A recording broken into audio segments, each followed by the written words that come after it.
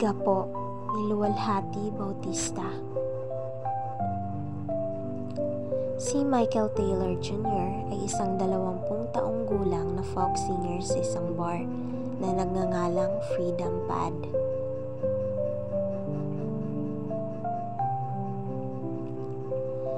Anak siya sa labas ng isang Amerikanong sundalo na hindi niya na nakita man o nakilala.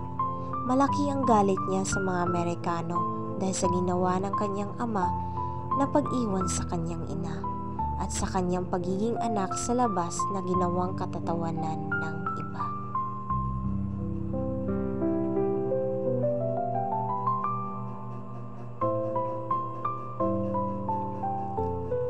Lalo siyang nagalit nang masaksihan niya ang pang-aalipusta ng mga sundalong Amerikano sa mga kaibigan niya.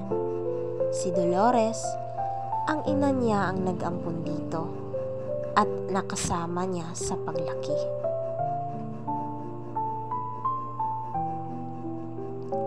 At si Magda ay isang masugid na tagahanga ng mga sundalong Amerikano sa kabila ng mga pasakit na dinanas niya ng dahil sa mga ito.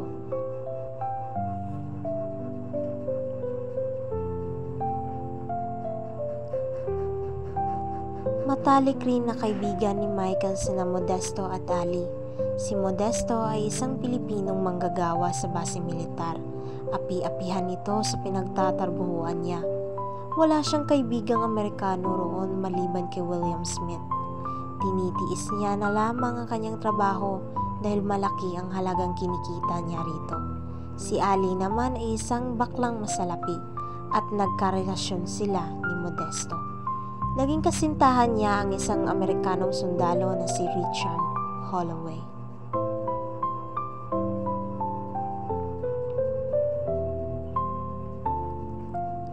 Isang araw, hindi na natiis ni Modesto ang pang-aapi sa kanya ng mga sundalong Amerikano sa base militar. Nakipagsagutan siya sa isang opisyal doon at nauwi ito sa suntukan. Lamang sana si Modesto nang pagtulungan siya ng mga kasamahan ng sundalong puti sa kabila ng pagpipigil at pakikiusap ni William. Napatay nila si Modesto.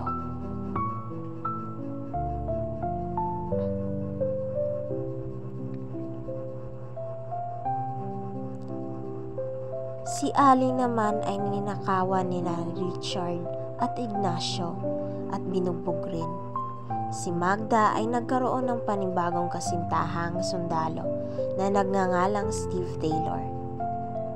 Noong simula ay napakabait ni Steve hanggang sa nabuntis siya nito. Makakatagpo na sana si Michael ng isang kaibigan na sundalong kano nang matuklasan nilang mayroon itong babalik ang pamilya sa Estados Unidos.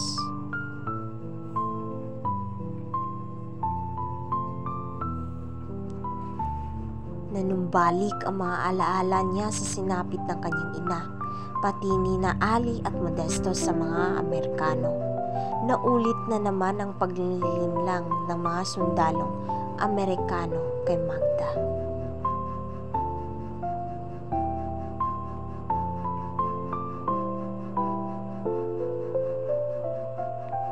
Hinampas ni Michael si Steve sa ulo gamit ang kanyang gitara na ikinamatay ni Steve.